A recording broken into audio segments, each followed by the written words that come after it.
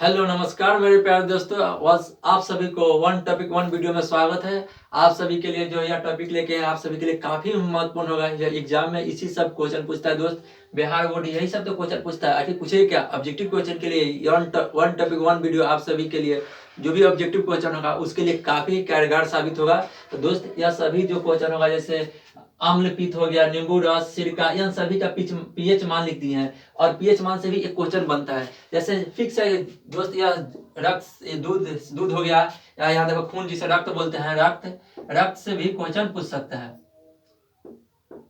दोस्त रक्त से भी क्वेश्चन पूछ सकता है। या जो भी टॉपिक लेके आया सभी टॉपिक ही यह टॉपिक आज का टॉपिक में जो भी वन टॉपिक वन वीडियो में आज के टॉपिक से भी एक क्वेश्चन बनेगा। तो दोस्त इससे तुम बार बार देख लो या नहीं तो नोट्स कर लो, याद कर लो, एग्जाम में आएगा और आप सभी बना के आओगे। ठीक है, देखिए चलिए दोस्त, इसमें देखिए अम्ल पित्त जिसे पित्त रस बोलते हैं, इसका पीएच मान कितना होता है? 1.0 होता है। 1.0 मतलब 1 हो गया।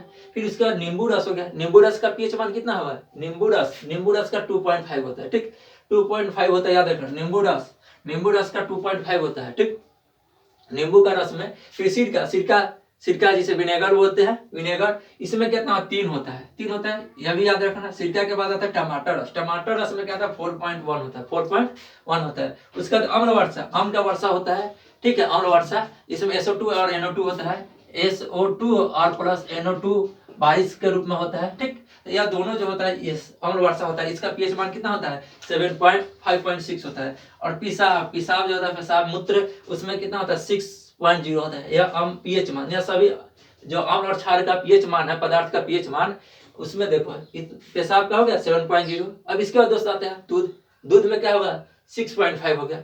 दूध के बाद क्या होता है? शुद्ध जल, जो शुद्ध जल होता है, जैसे वर्षा का भी जल होता है, शुद्ध जल, वर्षा